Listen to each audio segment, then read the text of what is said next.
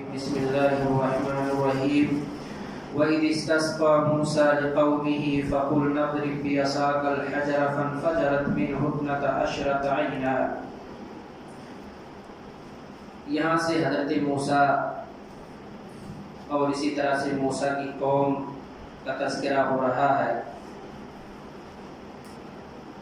جب موسیٰ کی قوم فرعونیوں کے ظلم و ستم سے پریشان ہو گئی، فرعونیوں کا ظلم انتہا کو پہنچ گیا، تو اللہ رب العالمین نے موسیٰ کو حکم دیا کہ راتوں رات آپ اپنی قوم کو لے کر کے نکل جائیں.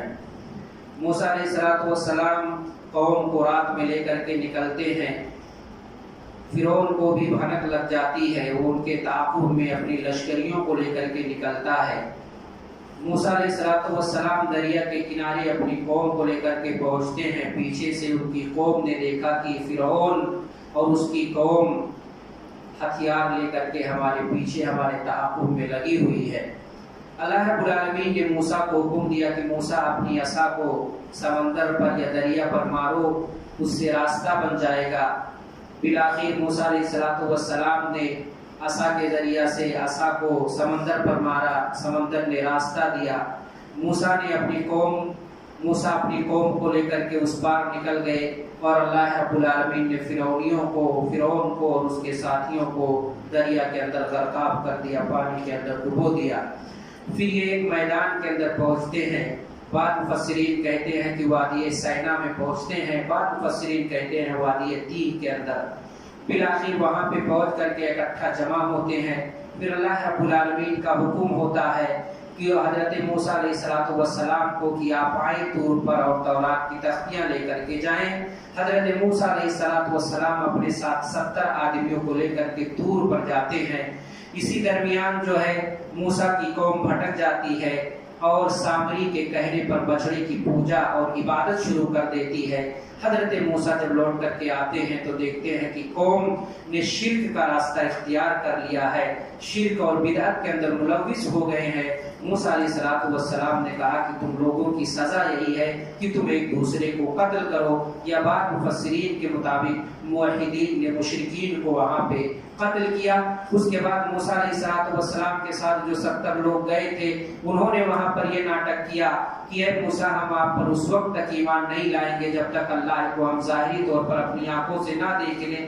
بالآخر بطور عذاب کہ اللہ نے ان کے اوپر عذاب نازل کیا اور سب کو موت کے گھاٹ اتارا. موت دینے کے بعد پھر اللہ رب العالمین نے جو ہے انہیں زندہ کیا، اور یہ احسان اللہ رب العالمین نے ان پر دوبارہ کیا. اس کے بعد یہ پورا واقعہ پیش آیا. پھر انہوں نے بیت المقدس کے اندر موسیٰ نے کہا داخل ہونے کے لیے، وہ داخل نہیں ہوئے. پھر ان سے کہا گیا کہ حتتن کہتے ہوئے دروازے سے شہر کے اندر داخل ہو جاؤ، تو انہوں نے اس کلمے کو بدل کر کے حبتن فی شعرہ کہنا شروع کیا. بہرحال اس کے بعد جو ہے وادی تیہ میں موسیٰ کی قوم آ کر کے ٹھہرتی ہے، اور جب ان کو پیاس لگتی ہے، پیاس کی شدت کا جب احساس ہونے لگا تو موسیٰ کی قوم موسیٰ کے پاس آئی اور موسیٰ سے پانی کا مطالبہ کیا کہ ہم پیاسے ہیں، اور یہ چٹیل میدان ہے، یہاں پہ کوئی پانی کا بندوبست نہیں ہے، ہمارے گلے پانی سے سوکھے جا رہے ہیں. اس وقت موسیٰ علیہ السلام نے اللہ رب العالمین سے دعا کیا تھا. اللہ یہاں پہ ذکر کر رہا ہے وَإِذِ اسْتَسْقَىٰ مُوسَىٰ، اور جب موسیٰ نے پانی مانگا لِقَوْمِهِ اپنی قوم کے لیے، فَقُلْنَا اضْرِبْ، اللہ فرماتا ہے کہ ہم نے کہا کہ اضْرِب بِعَصَاكَ الْحَجَرَ، کہ اے موسیٰ اپنے عصا کو پتھر پر ماریے، اپنے لاٹھی کو پتھر پہ ماریے. فَانْفَجَرَتْ مِنْهُ 12 عَيْنًا، اس مارنے سے اس کا نتیجہ یہ ہوگا کہ اس سے 12 چشمے پھوٹ جائیں گے. موسیٰ علیہ السلام نے اللہ کے حکم کی تعمیل کی اور اپنے عصا کو پتھر پر مارا. پتھر پر مارنے کی وجہ سے پتھر سے 12 چشمے پھوٹ پڑے. سوال پیدا ہوتا ہے کہ 12 چشمے کیوں پھوٹے؟ 8 بھی پھوٹ سکتا تھا، 10 بھی پھوٹ سکتا تھا، 12 سے زیادہ بھی پھوٹ سکتا تھا. موسیٰ علیہ السلام کے ساتھ جو گئے تھے وہ 12 قبیلے کے لوگ تھے، اسی وجہ سے 12 چشمے اس پتھر سے پھوٹا اور اس سے انہوں نے پانی پیا. قَدْ عَلِمَ كُلُّ أُنَاسٍ مَشْرَبَهُمْ، اور ان میں سے ہر ایک قبیلہ نے اپنے پنگھٹ کو جان لیا، اپنے پانی پینے کی جگہ کو پہچان لیا. موسیٰ علیہ السلام نے ان سے کہا کہ کلوا واشربوا من رزق اللہ، کھاؤ پیو اللہ کے روزی میں سے، ولا تعثوا فی الارض مفسدین، لیکن یاد رکھو زمین میں فتنہ فساد مت برپا کرنا۔ یہ اسلام کی تعلیمات حضرت آدم علیہ السلام سے رہی ہے۔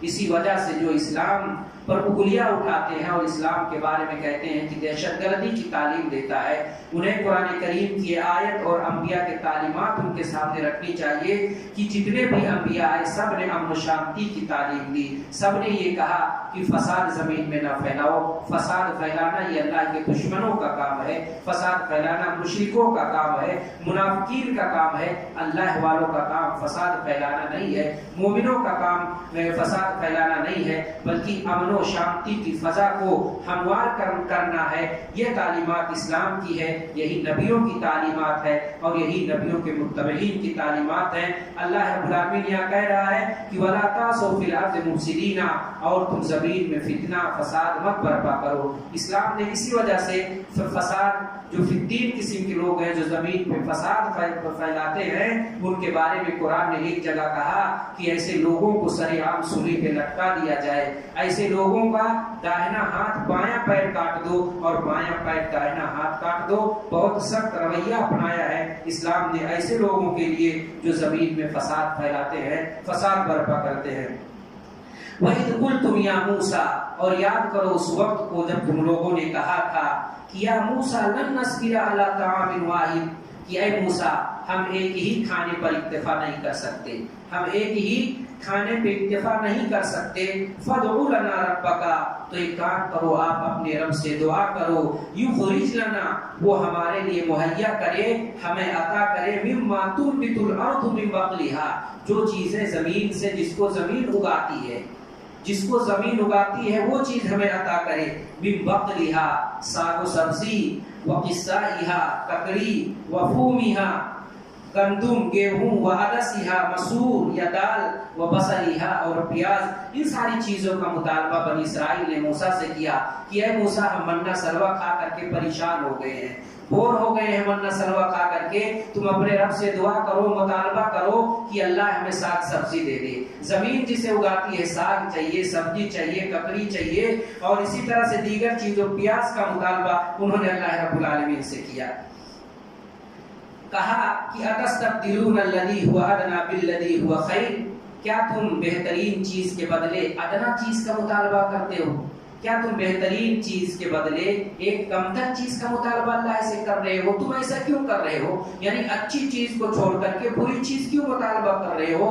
خیر کو چھوڑ کر کے ادنا چیز کا مطالبہ تم اللہ رب العالمین سے کیوں کر رہے ہو؟ اس کے بعد حکم ہوتا ہے کہ اہبطوا مصر، تم کسی شہر کے اندر چلے جاؤ۔ اب وادی تیر کے قریب کوئی آبادی تھی، کوئی شہر، کوئی سٹی تھا، وہاں موسیٰ نے ان کو کہا اہبطوا مصر، تم کیا کرو، فلاں شہر کے اندر چلے جاؤ، فإن لکم ما سألتم، اس کے اندر تمہیں وہ تمام چیزیں مل جائیں گی جس کا تم مطالبہ کر رہے ہو۔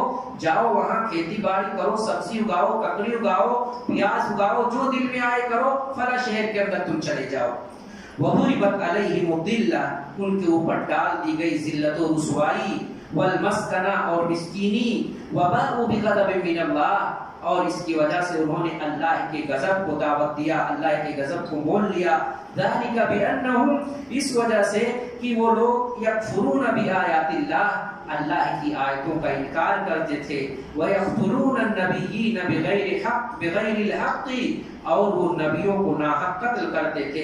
بنی اسرائیل نے بے شمار نبیوں کو قتل کیا، راستہ چلتے ہوئے نبیوں کو پکڑ کر انہوں نے ذبح کر دیا۔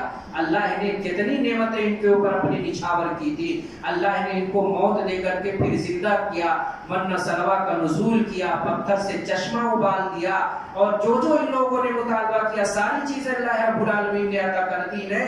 اس کے باوجود یہ ناشکری پہ اڑے رہے، ڈٹے رہے، اللہ کی نافرمانی کرتے رہے۔ اور جو علماء تھے، جو دعات تھے، جو لوگوں کو حق کی طرف بلاتے تھے، حلال و حرام کے درمیان تمیز کرنا سکھاتے تھے، حق و ناحق بتاتے تھے، شرک و بدعت سے انہیں ڈراتے تھے، بتاتے تھے، جنت کی طرف بلاتے تھے، اللہ کی طرف بلاتے تھے، اور جو راستے جہنم کی طرف لے کر کے جاتے ہیں ان راستوں کی نشاندہی کرتے تھے۔ ان تمام کاموں کے کرنے کے नतीजे में उन्होंने क्या किया, उल्टा जो दाई थे, जो हक के रास्ते में लोगों को बुलाते थे, उन लोगों को इन्होंने पकड़कर ज़बह कर दिया। और बनी इस्राइल के अंदर सबसे ज्यादा नबी और रसूल आए, और सबसे ज्यादा अगर किसी कौम ने नबियों को कत्ल किया तो बनी इस्राइल है। बेशुमार कसीर तादाद में इन्होंने नबियों को ज़बह किया। वही अल्लाह यहाँ कह रहा है, ये अल्लाह की आयतों का इनकार करते हैं। वयक़्तुलून अन्नबिय्यीन बिग़ैरिल हक़्क़ि, और ये नबियों को कत्ल करते हैं। और इसी तरह से हद से ज्यादा ये नाफरमानियां और ज्यादतियां करते हैं। ये अल्लाह रब्बुल आलमीन आगे फरमाता है कि इन्नल्लज़ीना आमनू वल्लज़ीना हादू वन्नसारा वस्साबिईना मन आमना बिल्लाहि वल यौमिल आखिर, कि यकीनन अल्लाह रब्बुल आलमीन फरमाता है, यकीनन जो मुसलमान हो, यहूदी हो, नसरानी हो, और इसी तरह से साबी हो यानी लादीन हो, मन आमना बिल्लाह, इनमें से जो भी हो वो अल्लाह पर ईमान ले आए और आखिरत पर ईमान लाएगा, व अमिल सालिहन, और अमल सालिह करेगा, फलहुम अजरुहुम इंदा रब्बिहिम, तो उसका अजर अल्लाह रब उसके रब के पास होगा। वला खौफुन अलैहिम वला हुम यहज़नून, उन पर किसी किस्म का खौफ और उन पर किसी किस्म का गमी और उदासी नहीं होगा। वहाँ पे इशारा इस बात की तरफ है कि जो यहूदी मूसा अलैहिस्सलाम पर ईमान लाया, मूसा की तालीमात पर अमल किया, उसका अजर